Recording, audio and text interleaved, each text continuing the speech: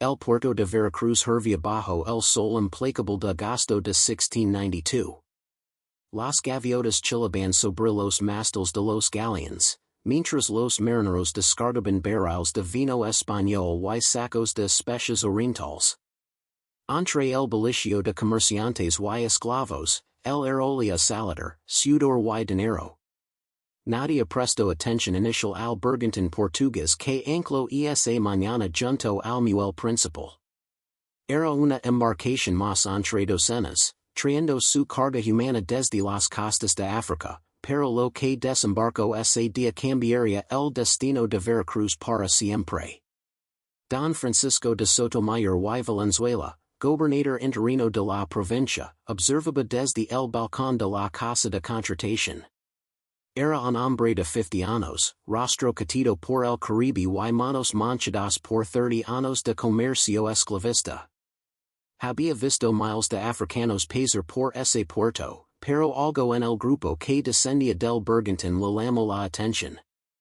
Entre los hombres encadenados y las mujeres aterrorizadas, una figura caminaba erguida. No tropezaba, no laraba, no bajaba la mirada. El gobernador entrecerró los ojos. La mujer era joven, quizás 25 años, de piel oscura como la noche del Golfo. Lavaba harapos, pero los lavaba como esa fiancada europea. Su rostro poseía una simetría perturbadora, casi matemática. Labios linos, pómulos altos, ojos que parecían absorber la luz del mediodía en lugar de reflejarla. Don Francisco sintió algo extraño en el pecho. No era deseo común, eso lo conocía bien. Era algo más profundo, más inquietante, como si esa mujer no fuera mercancía, sino depredador. ¿Quién es esa? Preguntó al escribano que revisaba los manifiestos de carga.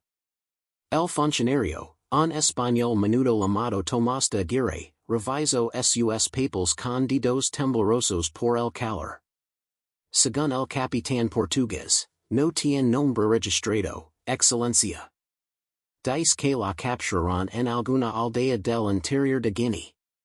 Causó problemas en el barco. 3 marineros se enfermaron después de, ya sabe. El capitán de chasers de el rápido.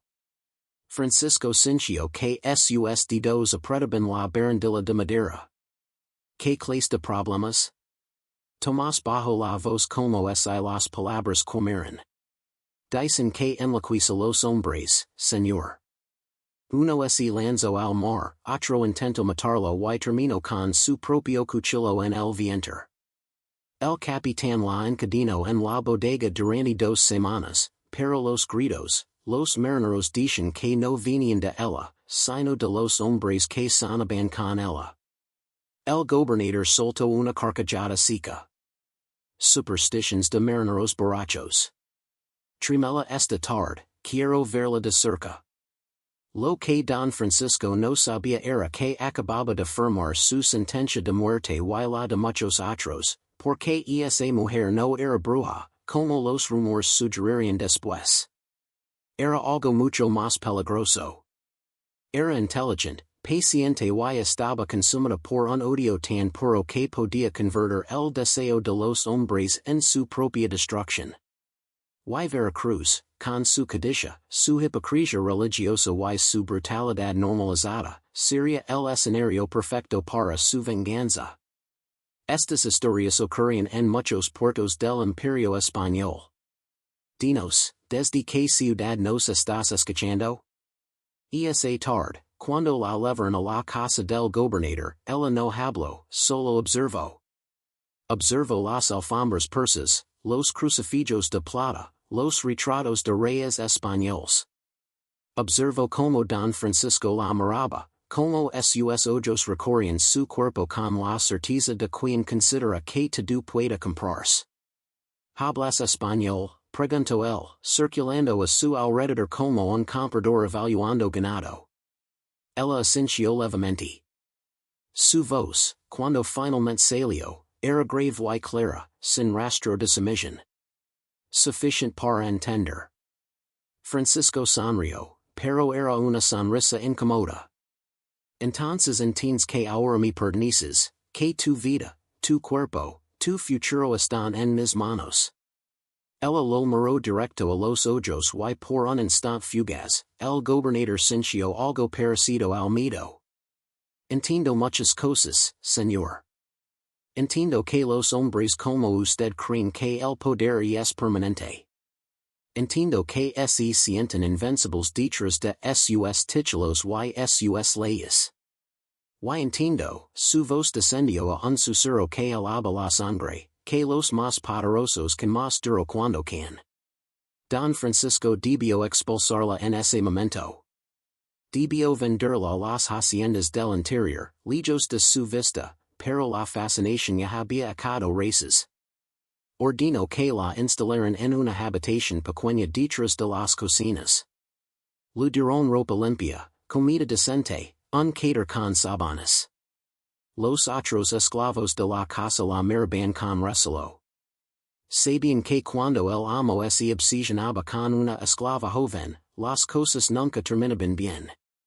Pero había algo más en sus miradas, algo parecido al reconocimiento, como si algunos de ellos ya supieran quién era ella realmente, o mejor dicho, que representaba.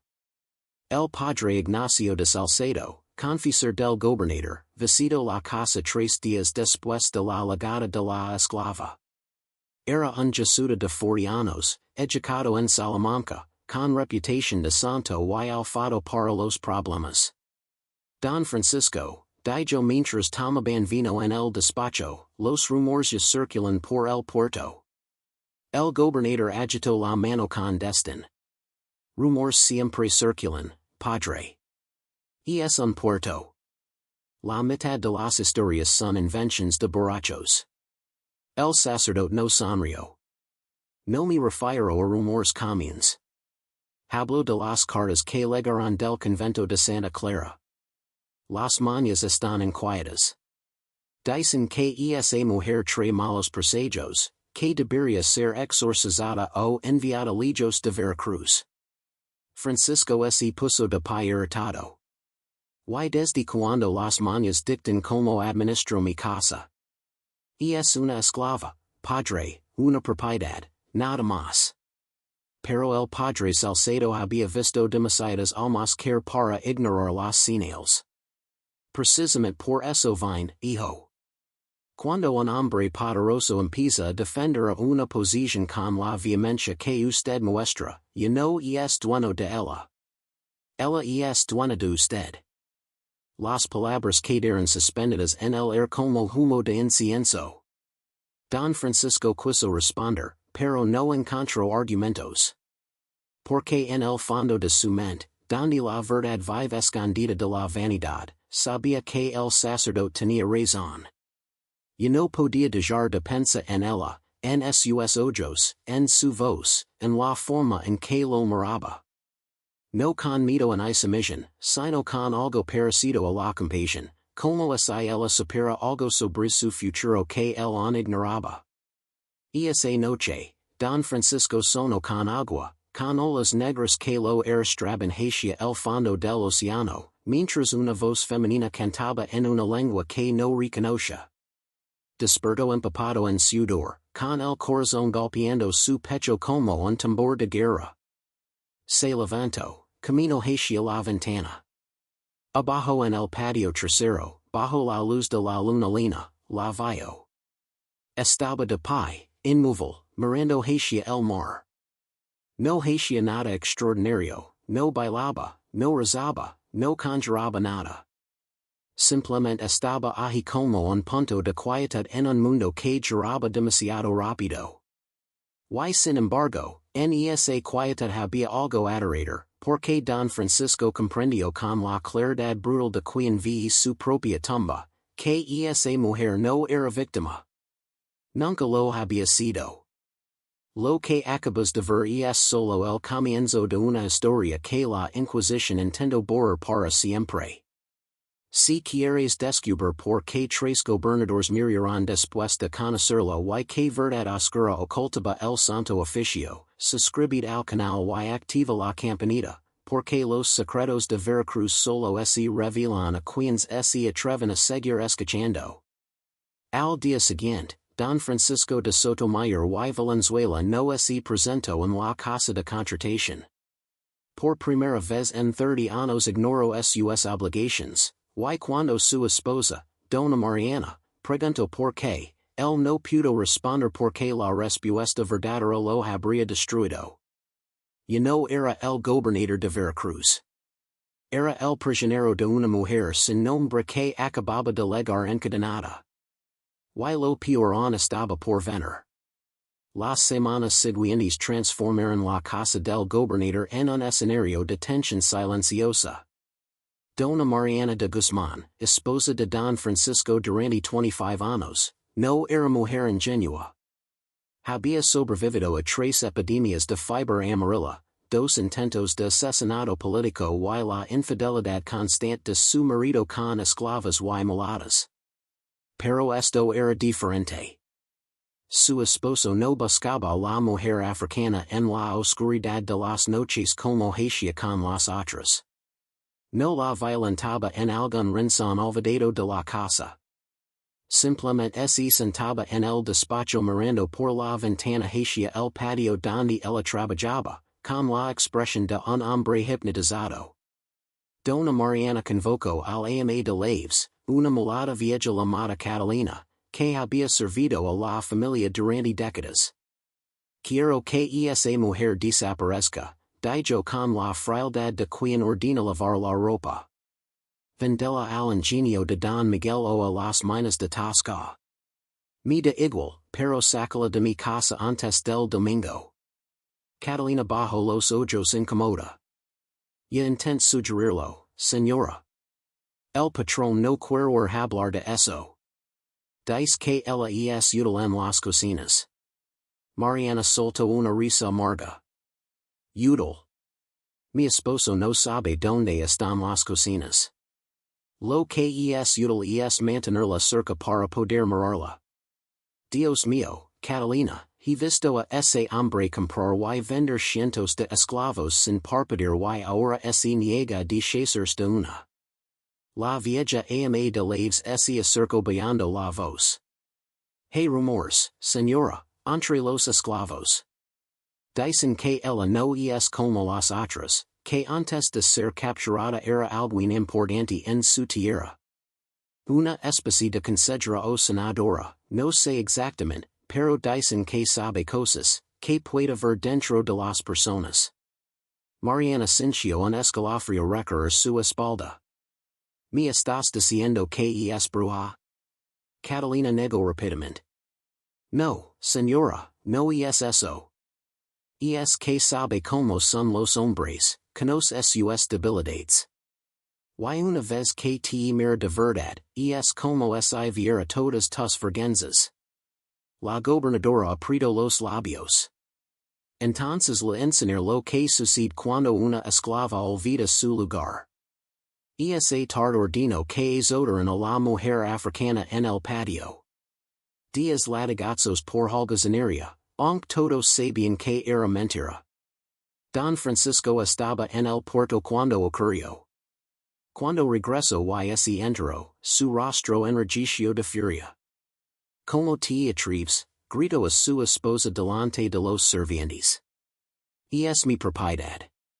Nadie la toca sin mi permiso. Mariana lo enfrentó con 20 años de rabia contenida. Tu propiedad. Hablaste ella como si fuera un caballo de raza. Es una esclava, Francisco. Una negra que luego encadenada hace un mes. Que te hizo esa mujer para que pierdas la dignidad de esta manera? El gobernador no respondió. No podía, porque él mismo no entendía que le pasaba. Solo sabía que cuando veía esa mujer, algo dentro de él se rompía y se reconstruía al mismo tiempo. Era adicción y repulsión, fascinación y terror. Esa noche, contra toda lógica y protocolo, fue a la habitación donde ella dormía. Encontró la puerta entreabierta. Ella estaba sentada en el suelo, de espaldas desnuda, mostrando las marcas rojas de los azotes, aplicándose algún ungüento que olía hierbas. Ni siquiera ese giro cuando él entró. Viniste, dijo ella simplemente. Sabía que vendrías. Francisco cerró la puerta tras sí. ¿Qué me estás haciendo? Su voz sonaba rota, casi suplicante. No usas hierbas extrañas, no usas magia, pero no puedo dejar de pensar en ti. Estás destruyendo mi vida. Ella finalmente se giró. Su rostro, a la luz tenue de la vela, era una máscara de calma absoluta. No te estoy haciendo nada, señor. Tú te lo estás haciendo a ti mismo. Se puso de pie, sin prisa, sin pudor. Los hombres como usted pasan toda la vida tomando lo que quieren sin pedir permiso. Esclavos, tierras, mujeres, vidas. Y cuando finalmente encuentran algo que no pueden tomar, que no se rompe, que no suplica, se obsesionan. Porque por primera vez tienen que enfrentar la verdad. Francisco dio un paso hacia ella. ¿Qué verdad? Los ojos de ella brillaron con algo parecido a la lástima. Que eres débil, que tu poder es prestado, que debajo de los títulos y el oro eres tan vacío como los hombres que pisoteas. Debió abofetearla. Debió mandarla a azotar de nuevo.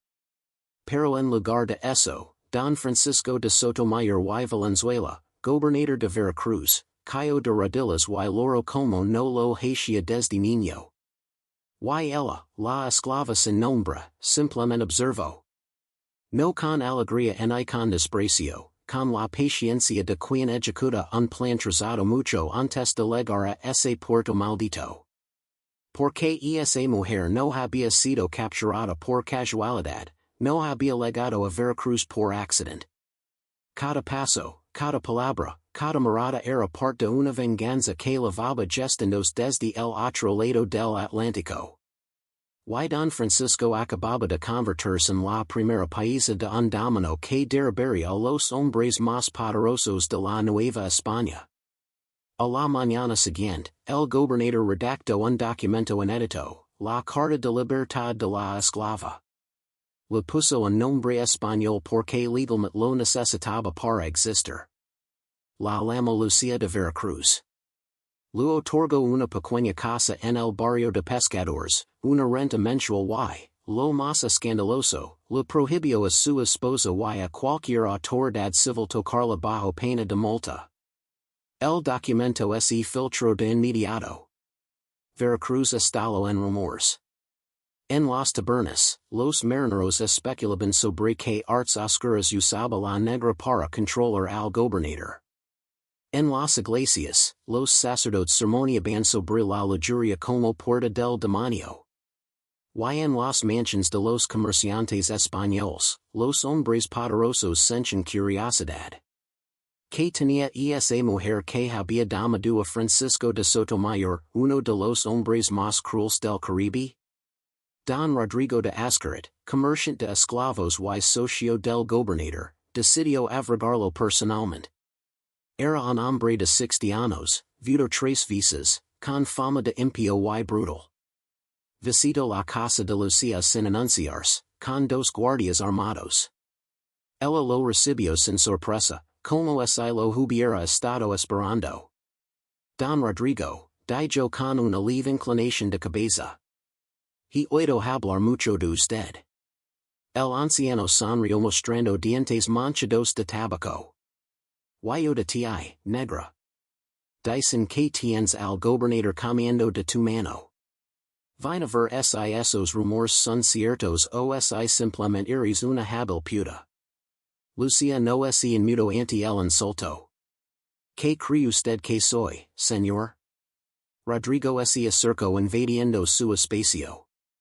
Creo que eres lista, más lista de lo que una esclava debería ser. Y eso me resulta interesante. Lo que sucedió en esa casa durante las siguientes horas nunca quedó del todo claro. Los guardias esperaron afuera. Oyeron conversation, pero no violencia. Risas, pero no gritos. Cuando don Rodrigo salió 3 horas después, su rostro estaba pálido. No dijo una palabra, subió a su carriage y ordenó al cochero partir. Esa noche escribió una carta al viri en Ciudad de México. En ella pedía la intervención inmediata de la Inquisición.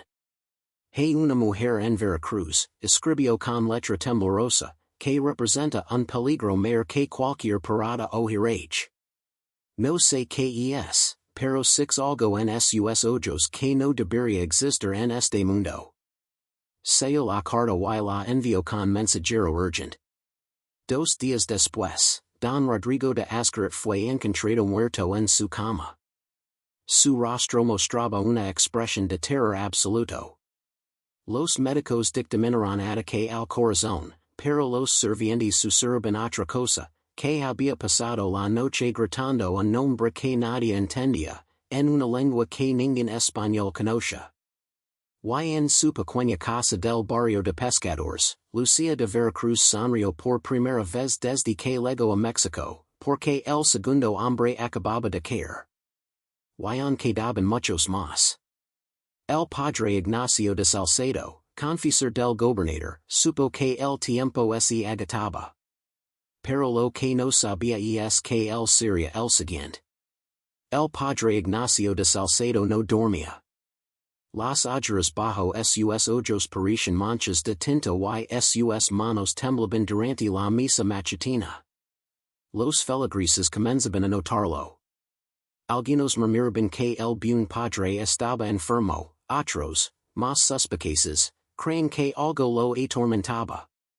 Y tenían razón, porque desde la muerte de don Rodrigo de Azcaret, el jesuita no podía quitarse de la cabeza una pregunta terrible, que había visto el viejo comerciante en esa casa que lo mató de miedo. Una tarde de octubre, después de confesiones, el padre Salcedo tomó una decisión que sellaría su destino. Iría a hablar personalmente con Lucía de Veracruz. No como inquisidor, no como autoridad eclesiástica, sino como hombre de Dios buscando comprender. Se vistió con ropa civil, sin sotana, y caminó por las calles empedradas del puerto hasta el barrio de pescadores. La casa de Lucía era modesta, paredes de adobe, techo de tejas rojas, una ventana con cortinas de algodón. Tocó la puerta con el corazón acelerado. Ella abrió casi de inmediato, como si lo hubiera estado esperando. Padre Salcedo, dijo con voz serena. Sabía que vendría. Pase, por favor. El interior era sorprendentemente ordenado. Había un pequeño altar con una virgen talada en madera, velas encendidas y un olor a hierbas que el padre no reconoció. Lucía lo ofreció una silla y agua fresca. Se sentaron frente a frente, separados por una mesa de pino. El sacerdote la estudió en silencio durante largos segundos. Ella no desvió la mirada, no mostró incomodidad. Finalmente, Ignacio habló. No sé qué eres. No sé si eres bruja, demonio o simplemente una mujer extraordinariamente inteligente. Pero vine a pedir algo. Detente, si lo que sí que estés haciendo. Detente antes de que más hombres mueran. Lucía inclinó la cabeza levemente, como considerando las palabras. ¿Y qué cree que estoy haciendo, padre? Salcedo apretó los puños sobre la mesa. Estás destruyendo a los hombres más poderosos de Veracruz. Don Francisco es una sombra de lo que era. Don Rodrigo murió gritando. Y los rumores, Dios mío, los rumores se extienden como plaga. Dicen que cualquier hombre que te posee termina muerto o loco. Ella sonrió tristemente. Poserme. Que palabra interesante, padre, como si yo fuera un objeto, una propiedad. ¿No es eso lo que su iglesia enseña? ¿Que gente como yo pueda ser poseída? El jesuita sintió el golpe de la verdad. No vine a debatir teología contigo. Lucia se reclinó en su silla. Entonces le dire la verdad, Padre Ignacio, y usted decidera qué hacer con ella. Durante la siguiente hora, el sacerdote escuchó una historia que heló su sangre. Lucia no era esclava común. Había sido hija de un jefe tribal en la región de Guinea, educada por su madre en el arte de leer a las personas. No magia, no brujería. Psicología pura. Mi madre decía que los seres humanos son libros abiertos y sabes donde mirar, explicó Lucia con voz monocorde. Los hombres poderosos son los más fáciles de leer porque su poder los hace arrogantes. Creen que nadie puede herirlos. Y esa arrogancia es su debilidad. El Padre Salcedo se inclinó hacia adelante. Entonces, ¿admits que los estás manipulando? Lucia no negó. Cuando los esclavistas portugueses atacaron nuestra aldea, violaron a mi madre frente a mí. La mataron mientras yo observaba encadenada. Tenía 14 años, padre. 14. Me llevaron a un barco donde me violaron durante meses, hasta que aprendí algo crucial. Hizo una pausa, sus ojos oscuros brillando con inteligencia feroz. Aprendí que los hombres violentos tienen miedo. Miedo profundo de que alguien les haga lo mismo que ellos hacen a otros. Y ese miedo puede usarse, puede moldarse, puede convertirse en arma. Salcedo sintió náuseas. Entonces, ¿qué? ¿Los matas con su propio miedo? Ella negó lentamente. Yo no mato a nadie, padre. Ellos se matan solos. Don Rodrigo murió porque su corazón no soportó enfrentar todas las cosas horribles que había hecho en su vida. Le mostró un espejo, nada más. ¿Es eso brujería o es justicia? El sacerdote se puso de pie temblando. No puedes tomar la justicia en tus manos. Eso es pecado mortal. Lucia también se levantó y por primera vez su voz se elevó con emoción contenida. Pecado. Me habla de pecado el representante de una iglesia que bendice barcos esclavistas, que justifica la trata como salvación de almas paganas. Padre Ignacio, yo no invento el infierno. Solo estoy mostrándoles a estos hombres el que han construido con sus propias manos. El Jesuita retrocedió hacia la puerta sabiendo que estaba en territorio peligroso. Voy a informar al Santo Oficio. Te detendrán, te juzgarán. Lucia no intentó detenerlo. Haga lo que deba hacer, padre, pero le advierto algo. Cuando la Inquisición leg, no encontraron brujería, no encontraron pactos demoníacos, no encontraron nada excepto hombres poderosos destruidos por sus propias conciencias. Y sabe que es lo más aterrador, que algunos de esos inquisidores también tienen secretos. Y los secretos, Padre Salcedo, son mi especialidad. El sacerdote salió de esa casa sabiendo dos cosas. Primera, que esa mujer era más peligrosa que cualquier bruja que hubiera conocido, precisamente porque no usaba magia. Y segunda, que él mismo tenía secretos que no quería que nadie descubriera. Esa noche, el Padre Ignacio de Salcedo escribió la denuncia formal al Tribunal del Santo Oficio en Puebla. Acusaba Lucia de Veracruz de herejía, brujería y pacto demoníaco. Pidió su arresto inmediato y interrogatorio bajo tormento. Selló el documento con lacre rojo y lo envió con mensajero expreso. Luego se arrodilló en su celda y rezó durante horas buscando paz. Pero la paz no llegó, porque esa misma noche comenzó a sonar. Sueños vívidos, perturbadores, donde su vida pasada se desplegaba como un libro abierto. Los pecados que crea olvidados, las mentiras que había contado para proteger su posición. Y algo más oscuro, algo que había enterrado tan profundo que casi lo había olvidado, el hijo ilegítimo que abandonó en España antes de embarcarse a la Nueva España. Durante días, el padre Salcedo luchó contra los sueños. Dejó de comer, dejó de dormir. Los feligreses lo veían deambular por la iglesia como alma en pena, murmurando oraciones incomprensibles. Don Francisco, cada vez más aislado en su propia agonía mental, intentó hablar con él, pero el sacerdote lo evitaba. Esa mujer me maldijo, le dijo una vez a otro sacerdote. Me miró a los ojos y maldijo mi alma. Pero lo aterrador era que Lucía no había hecho nada, no había pronunciado conjuros, no había realizado rituals. Simplemente había sido honesta.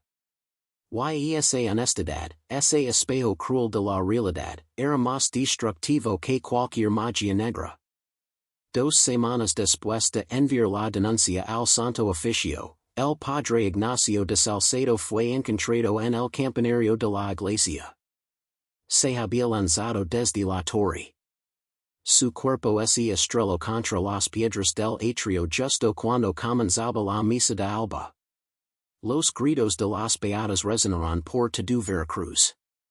El obispo vino desde Puebla para investigar y declaró que el padre había enloquecido por causas desconocidas, posiblemente fiebre cerebral. Pero todos en Veracruz sabían la verdad. El confesor había sido el tercero en caer. Y Lucía de Veracruz, sentada en su casa del barrio de pescadores, simplemente esperaba. Porque sabía que lo peor aún estaba por llegar. La Inquisición ya estaba en camino, y con ella el hombre más peligroso que Lucía había enfrentado jamás, el inquisidor Francisco de Estrada, conocido como el martillo de Jarillas, un hombre que no tenía miedo de nada. Oh, eso creía. El inquisidor Francisco de Estrada llegó a Veracruz en noviembre de 1692, cuando el clima caribeño comenzaba a refrescar y las lluvias amenaban. Era un hombre alto de 45 años, con barba negra recortada con precisión militar y ojos gris que parecían diseñados para detectar mentiras. Había torturado a más de 50 jarillas en 10 años de servicio al Santo Oficio, judíos conversos, luteranos infiltrados, indígenas acusados de idolatría. Para él, la fe católica era una fortaleza que debía defenderse con fuego y acero. Y las brujas, esas criaturas del demonio, merecían muerte lenta y pública. Su legado caso revuelo inmediato. Traía consigo 6 soldados, un escribano, un verdugo profesional y un carro cargado con instrumentos de tortura. Se instaló en el antiguo convento de San Agustín, que había sido convertido en tribunal provisional. Su primera orden fue clara, arrestar a Lucía de Veracruz. Pero Don Francisco, a pesar de su deterioro mental, aún conservaba autoridad como gobernador. Se presentó ante Estrada con los últimos vestigios de su dignidad. Inquisidor, esa mujer está bajo mi protección. No puedo arrestarla sin pruebas. Estrada lo miró con desprecio apenas disimulado. 3 hombres muertos, gobernador. Uno de ellos sacerdote. ¿Le parecen pocas pruebas? Francisco intentó mantener la compostura. Murieron por causas naturales. Ataques cardíacos, locura. El inquisidor lo interrumpió con voz cortante.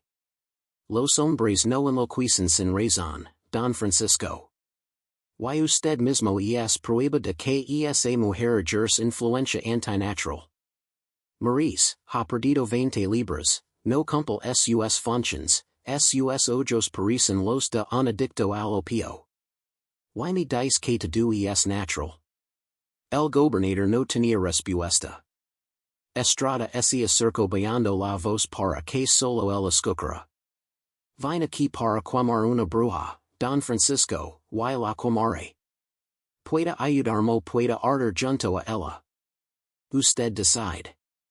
Esa misma tarde, los soldados del Santo Oficio rodearon la casa de Lucía. Llamaron a la puerta con las coladas de sus mosquetes. Ella abrió sin resistencia. Estaba vestida de blanco, descalza, con el cabello recogido. Ya sé por qué vienen, dijo simplemente. La llevaron al convento con cadenas en muñecas y tabillos. Las mujeres del puerto lloraban al verla pasar, los hombres bajaban la mirada, algunos con culpa, otros con miedo secreto. Lucía caminó con la misma dignidad que mostró al desembarcar meses atrás, como es y las cadenas fueron ornamentos, como es y los soldados fueron saquito. El inquisidor Estrada la esperaba en la sala de interrogatorios. Era un cuarto de piedra humito con una mesa, dos sillas y un brasero donde ardían hierros al rojo vivo. También estaba presente el escribano que tomaría nota de cada palabra. Scientate, ordenó Estrada. Lucía obedeció sin prisa. El inquisidor comenzó con el protocolo estándar, nombre, origen, acusaciones.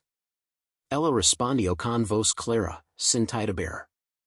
Se te acusa de brujería, pacto demoníaco y asesinato mediante artes oscuras. ¿Confiesas? Lucía lo miró directamente. No tengo nada que confesar, señor inquisidor. No he matado a nadie. No he hecho pactos. No practico brujería.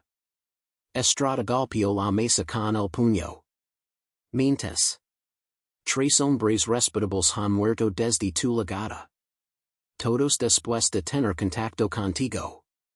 Ella inclinó la cabeza como si explicara algo obvio a un niño. Don Rodrigo tenía 60 años y el corazón enfermo.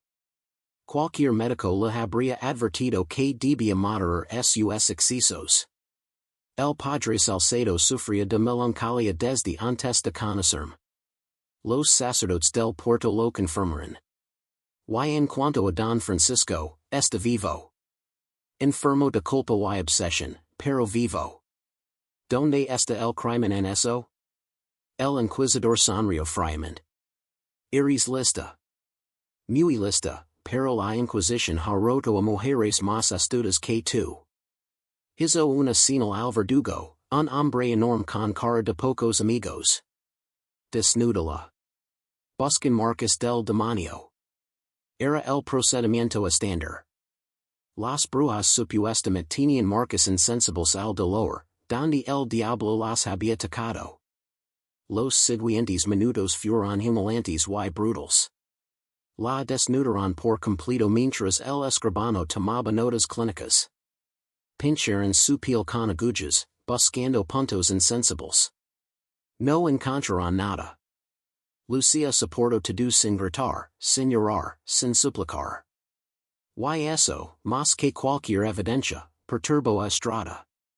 Porque las mujeres siempre suplicaban, siempre lloraban. El terror era parte del proceso, pero esta mujer no mostraba terror. Solo paciencia infinita. Levenla las celdas, ordenó finalmente. Mañana continuaremos. La encerraron en un calabozo subterráneo sin ventanas, con un cater de madera y un balde para necesidades. Le dieron pan duro y agua. Esa noche, Estrada revisó los expedientes una y otra vez, buscando el ángulo de ataque. Había interrogado a cientos de acusados. Sabía que todos tenían un punto de quiebre. Algunos por dolor físico, otros por amenazas a sus seres queridos, otros por promesas de clemencia. ¿Cuál sería el punto débil de Lucía de Veracruz? Se durmió sin respuesta, pero confiado. Había tiempo. La Inquisición siempre tenía tiempo. Lo que Estrada no sabía es que mientras él dormía, Lucía estaba despierta en su celda contando piedras del techo. No por nerviosismo, sino porque estaba midiendo, calculando, preparándose. Al tercer día de interrogatorio, el inquisidor cambió de táctica. Trajo testigos, marineros del barco portugués que la había transportado. Digan lo que vieron, ordenó Estrada. Uno de los marineros, un hombre joven con acento de Lisboa, declaró temblando. Ella miraba a los hombres y después a los hacían cosas locas. Uno ese tiro al mar gritando que el lo lamaba. Otro intento matarla, pero terminó clavando su propio cuchillo. El inquisidor sonrió triunfante. ¿Y cómo explicas eso, mujer? Lucia habló con voz cansada, pero firme. Explico usted al tribunal, marinero, que hacen esos hombres conmigo antes de volverse locos. Dígale al santo inquisidor como mi viola ban internos cada noche durante meses. Quintal como aposta ban quien podría lastimar más. Y luego preguntes quien enloquecería en esa situación, yo o ellos. El silencio que siguió fue ensordecido. El escribano dejó de escribir. El marinero bajo la vista avergonzado. Y el inquisidor Estrada sintió algo que no había sentido en años, duda. Porque técnicamente la mujer tenía razón. Si los marineros la habían violado repetidamente, ¿quién era la verdadera criminal?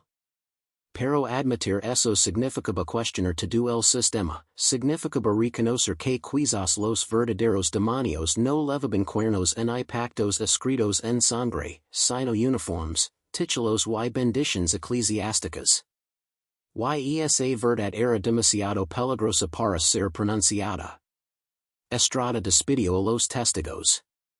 Se quedó solo con Lucia en la sala, y por primera vez en su carrera, el martillo de Hereges no sabía qué hacer.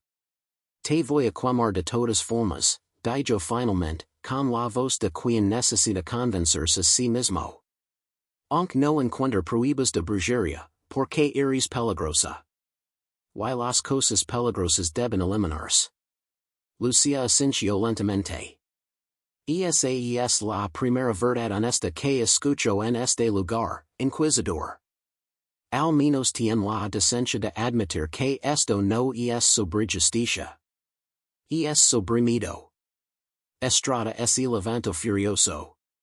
Blasfema. Herege. Ella lo miró con algo parecido a la compasión. No, señor. Soy lo que ustedes creen. Soy la consecuencia de un sistema que trata personas como mercancía. Y ahora tienen miedo porque no pueden controlarme con cadenas y con fuego. Porque aprendí que el verdadero poder no está en los músculos ni en las armas. Está aquí. Señaló su propia cabeza. En la mente, en conocer a tu enemigo mejor de lo que él se conoce a sí mismo. El inquisidor salió de la sala temblando. Esa noche, por primera vez en su vida, Francisco de Estrada tuvo miedo de una mujer encadenada en un calabozo. Y supo que la situación había dejado de estar bajo su control. Porque Lucia de Veracruz acababa de ganar la batalla más importante, la batalla psicológica. Y de Veracruz esperaba el desenlace final. El juicio de Lucia de Veracruz estaba programado para el 28 de diciembre de 1692. El inquisidor Estrada había convocado a todos los notables del puerto, comerciantes, oficiales militares, representantes del cabildo. Sería un espectáculo público diseñado para aterrorizar y aleccionar. La hoguera ya estaba construida en la plaza principal, una peregrina seca que esperaba su víctima. Pero 3 días antes del juicio, algo inesperado sucedió. Llegó un mensajero desde Ciudad de México con órdenes directas del Viri. El caso debía suspenderse inmediatamente. Lucia debía ser trasladada a la capital para interrogatorio especial. Estrada leyó la orden 1, 2, 3 veces sin poder creerlo. ¿Quién dio esta contraorden? Bramó al mensajero. El hombre, un oficial de baja graduación, tembló al responder. No lo sé, señor inquisidor. Solo sé que vino firmada por el Viri mismo. Y hay algo más. Extendió un segundo documento sellado con lacre negro.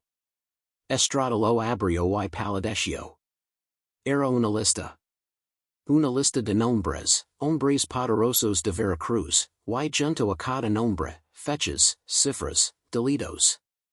contrabando, evasion fiscal, sobornos, violations, asesinatos encubiertos, to do meticulosamente documentado. Al final de la lista, una nota breve, esta información llegó a manos del viri hace una semana. Procede de fuente anónima, pero verificable. Se recomienda prudencia en el caso Veracruz. El inquisidor entendió de inmediato.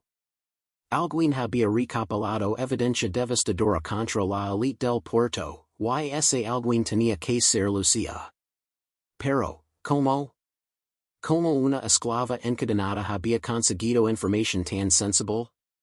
La respuesta llegó esa misma tarde cuando interrogó a Catalina, el ama de laves de Don Francisco. La vieja mulata finalmente confesó con lágrimas en los ojos. Nosotros lo ayudamos, señor inquisidor. Los esclavos. Durante meses, Lucía nos pidió información, nombres, fechas, lugares, to do lo que oímos en las casas grandes mientras servíamos, limpiábamos, cocinábamos. Cosas que los amas dicen pensando que éramos mubles, que no teníamos oídos en memoria. Estrada sintió que el suelo se abría bajo sus pies.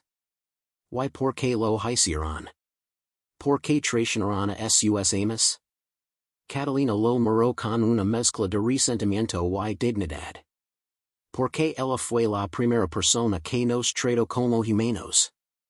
La primera que nos dijo que nuestro testimonio valía.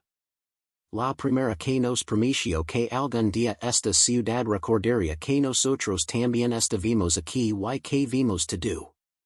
El inquisidor despidió a la mujer sabiendo que el caso estaba perdido. Porque se quemaba Lucía, se lista llegaría a manos de autoridades en España y los hombres poderosos de Veracruz querían uno por uno. Incluyéndolo a él, porque su nombre también estaba en esa lista.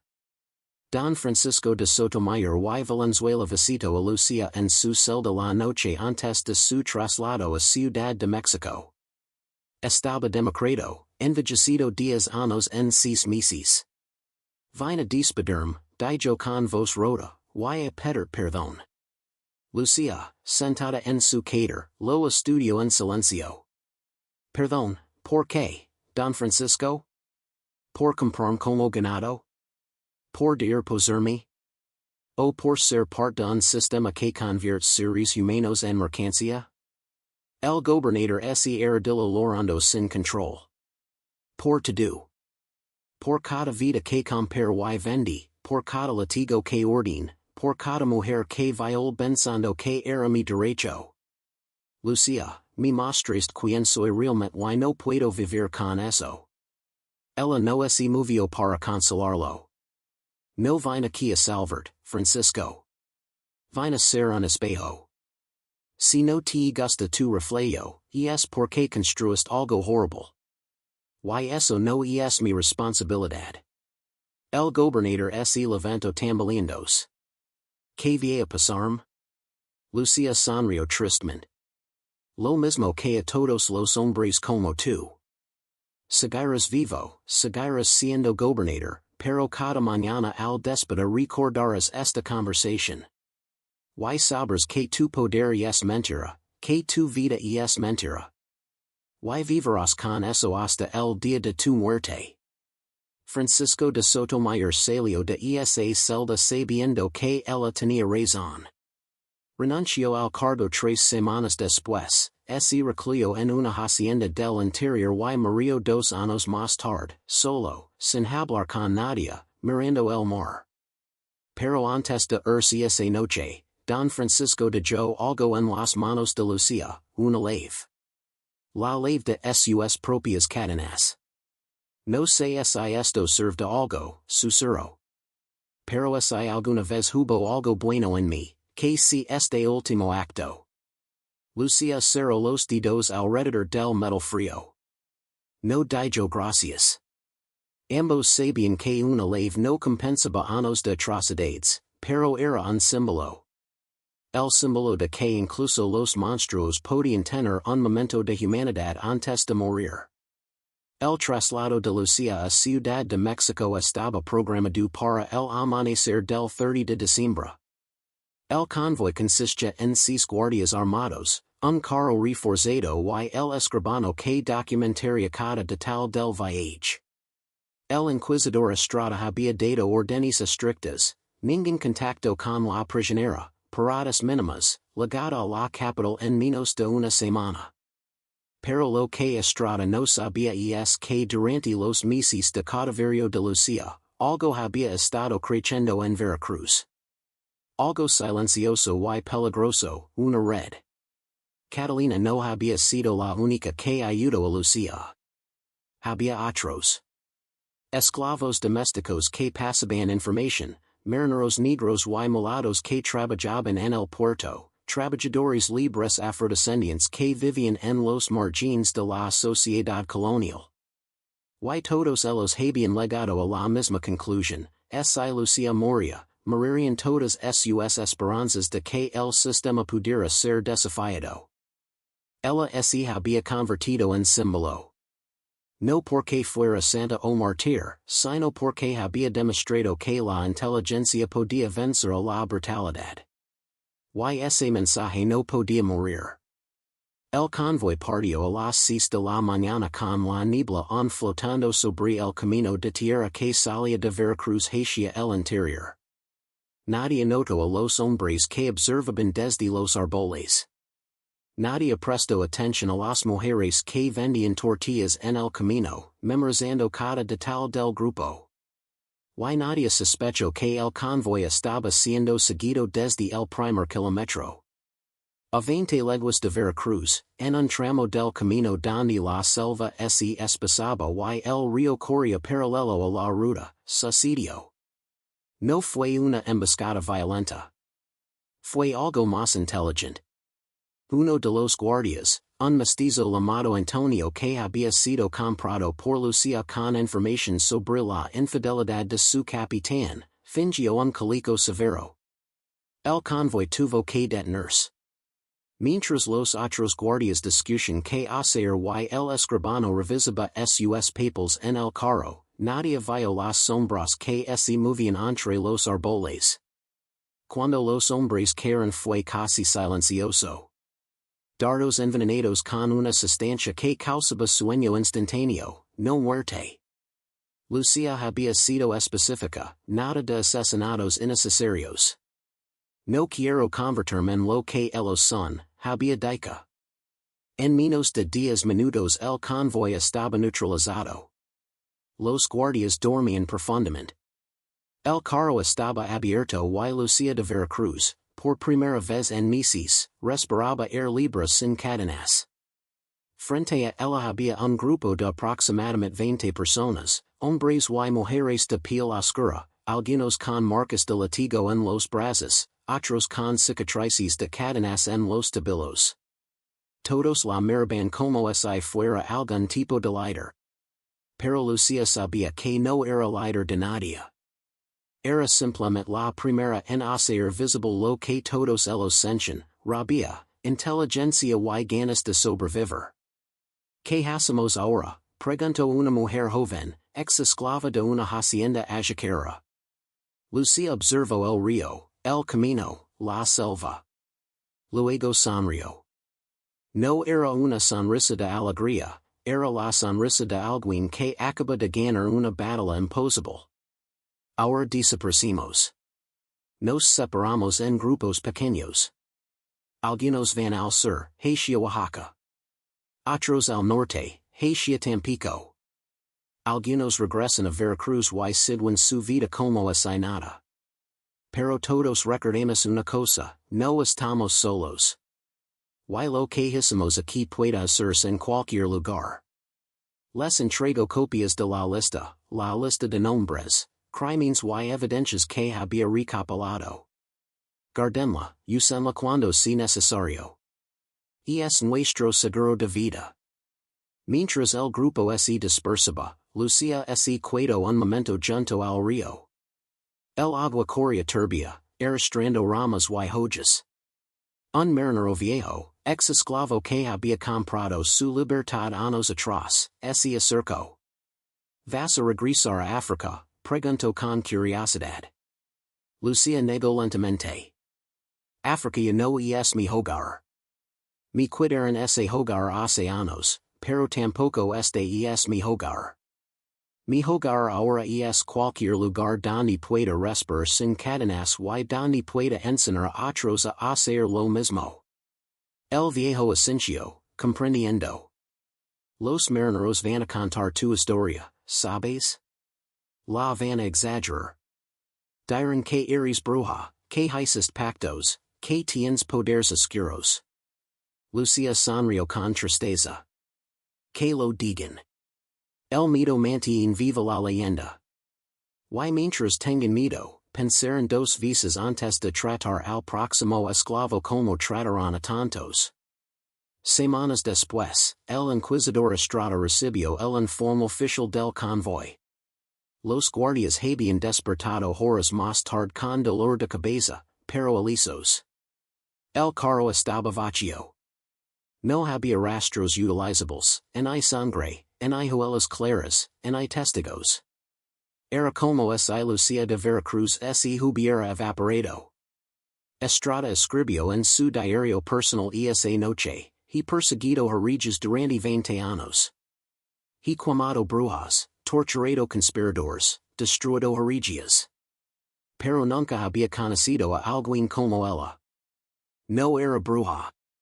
Era algo peor, era espejo. Y los espejos, cuando muestran verdades que no queremos ver, son más peligrosos que cualquier demonio. El caso fue oficialmente cerrado 6 meses después. El expediente fue sellado y archivado en Puebla con la nota, no se encontró evidencia de brujería o pacto demoníaco. La acusada demostró conocimiento profundo de la naturaleza humana, pero ninguna capacidad sobrenatural. Se recomienda cerrar el caso por falta de pruebas teológicas. Pero extraoficialmente, el Santo Oficio emitió una orden secreta a todos sus tribunales en la Nueva España. Cualquier esclavo o esclava que mostrara inteligencia excepcional o capacidad de liderazgo debía ser monitoreado de cerca. Porque Lucía había planeado una semilla peligrosa, la idea de que los esclavizados podían organizarse, recopilar información y usar el propio sistema contra sus opresores. Los años siguientes vieron una serie de coincidencias inquietantes en Veracruz. El capitán del barco portugués que había traído a Lucía fue acusado de contrabando y ejecutado en Lisboa. 3 de los comerciantes cuyos nombres estaban en la lista misteriosa fueron arrestados por las autoridades españolas por evasión fiscal masiva. Y el convento de Santa Clara, cuyos registros mencionaban a la hechicera, sufrió un incendio que destruyó gran parte de sus archivos históricos. Nunca se probó que estos eventos estuvieran conectados, pero los esclavos de Veracruz sabían la verdad. La lista seguía circulando y seguía cobrando víctimas. En 1695, 3 años después de la desaparición de Lucía, una carta anónima llegó al convento de San Agustín en Veracruz. Estaba escrita en español perfecto, sin errores, con letra educada. Decía simplemente: a los que dijeron que yo era maldición, no era yo. Era la consecuencia de sus propios pecados. A los que dijeron que era bruja, no necesito magia. La verdad es más poderosa. Y a los que pensaron que podían olvidarme, cada esclavo que vine desde hoy lavará mi memoria.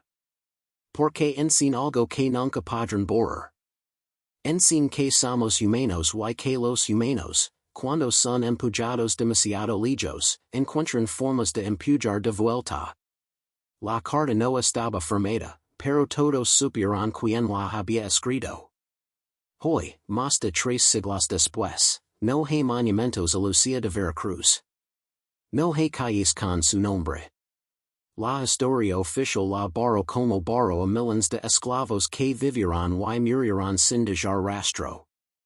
Pero en los barrios viejos del puerto, entre las mujeres afrodescendientes que venden pescado en el mercado, todavía se cuenta una leyenda. La leyenda de la mujer que legó encadenada y se fue libre. La mujer que enseñó a los poderosos que hay cosas más aterradoras que la brujería, la inteligencia, la memoria y la verdad. Y hay algo más, algo que los historiadores oficiales nunca mencionan. En el archivo parroquial de Veracruz, entre los registros de bautismos y matrimonios, hay una anotación extraña fechada en 1710. Dice, se bautizó a una niña de padres desconocidos. La madrina, una mujer negra de edad avanzada, pidió que se le pusiera el nombre de Lucía. Cuando se le preguntó por qué, respondió, para que alguien recuerde. No dio más explicaciones. Esa niña creció, tuvo hijos y esos hijos tuvieron más hijos. Y cada generación alguien levaba el nombre Lucía, como si fuera un mensaje transmitido a través del tiempo. Un recordatorio de que hubo alguien que se negó a ser quebrada. Los marineros que recorren el Golfo de México cuentan que en las noches de tormenta, cuando los relámpagos iluminan el Puerto Viejo de Veracruz, a veces se ve una figura femenina caminando por el malecón. No hace nada sobrenatural, no flota, no desaparece, no aterroriza. Simplemente camina con la cabeza en alto como alguien que finalmente es libre. Los escépticos dicen que es imaginación de borrachos. Los creyentes dicen que es el fantasma de la hechicera. Pero los afrodescendientes de Veracruz saben la verdad. No es fantasma, es memoria colectiva. El recordatorio de que hubo alguien que convirtió la esclavitud en resistencia, el dolor en estrategia y la humiliación en venganza perfecta. Porque al final, esa fue su verdadera victoria. No escapar, no matar a sus enemigos, sino obligarlos a vivir conscientes de sus crímenes y enseñar a otros que el poder de los opresores no es invencible. Que puede ser vencido, no siempre con fuego y espadas, a veces con algo mucho más simple y devastador. Conocer al enemigo mejor de lo que él se conoce a sí mismo, usar su arrogancia como arma, convertir su deseo en trampa y esperar con la paciencia de quien sabe que la historia eventualmente hace justicia. Y en Veracruz de 1692, la verdad fue suficiente para derribar un sistema que se cree eterno. Aunque fuera solo por un momento, aunque fuera solo en secreto. Porque hay victorias que la historia oficial nunca registra, pero que quedan grabadas en la memoria colectiva de los que sufrieron. Y esas victorias silenciosas y ocultas son las más duraderas. Son las que cambian el mundo sin que el mundo se dé cuenta hasta años después. Son las que inspiran las rebeliones de esclavos que vendrían décadas más tarde. Las que alimentaron los movimientos abolicionistas del siglo XIX. Las que recordaron a generaciones de oprimidos que la inteligencia puede ser más letal que cualquier arma. Lucía de Veracruz nunca fue encontrada. Nunca hubo tumba, nunca hubo registro final. Y quizás eso es lo más apropiado, porque los símbolos no necesitan tumbas. Los símbolos viven mientras alguien los recuerda.